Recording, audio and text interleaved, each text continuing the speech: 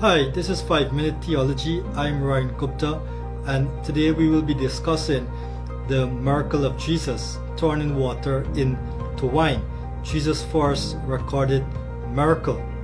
We want to talk about the meaning behind this miracle. Some people would ask the question, why was this his first recorded miracle? Why did Jesus turn water into wine? Why did he do it at a wedding? So let's look at the deeper meaning behind this miracle. This wedding or marriage celebration is actually a picture of Israel's relationship with God. Israel was married to God. Israel had a relationship with God. But just like this wedding where their wine had run out, Israel had lost her joy and her fulfillment and her satisfaction. And the state of this wedding is actually a picture of the state of Israel, though she was married to God. She had lost her joy, her fulfillment, because at this point Israel was under Roman oppression. But Jesus comes to this wedding as the Messiah, and he also comes as someone who is greater than Moses.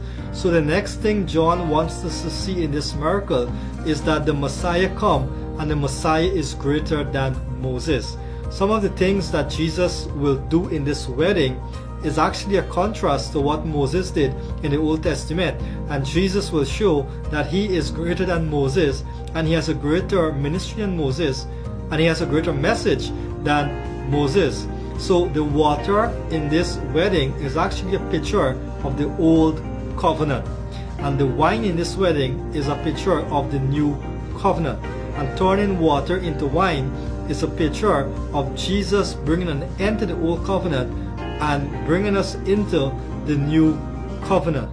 So this miracle is telling the Jews that the one who is greater than Moses is here. Remember in the wilderness when the people were thirsty and they cried out to God, Moses brought water from a rock. So in this wedding you have a thirsty crowd, but the true rock is right there, and he has something better than water because he is the living water. Also in the Old Testament, Moses turned water into blood, which speaks of death, but Jesus will come here and turn water into wine, which speaks of joy, grace, and life. So turning water into blood speaks of judgment, but turning water into wine speaks of joy. So John wants you to understand the contrast here between Jesus and the Old Covenant, between Jesus and Moses. Moses gave the people water from a rock, but Jesus, the true rock, is standing right there, and he's about to do something greater than what Moses did. So again, John is giving us a contrast. John is talking about the Old Covenant and the New Covenant in this wedding feast. John is talking about Moses and Jesus in this wedding feast, and he's talking about the one who is greater than Moses is here. Now let's look at some of the contrast between water and wine. Now water is like a relationship with God under the Old Covenant, but wine is like a relationship with God under the New Covenant.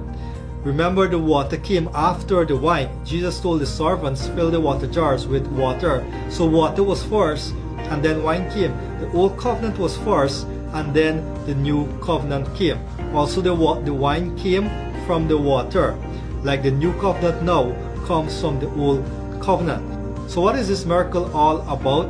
Why did Jesus choose to do his first recorded miracle at a wedding feast? Because again, this miracle really fits well in giving us a general overview of the message and ministry of Jesus. So again, in this miracle, it's all about Jesus being greater than Moses. It's all about the Messiah coming to give living water, the true rock coming to give living water, Jesus coming to bring us into the new covenant and put an end to the old covenant.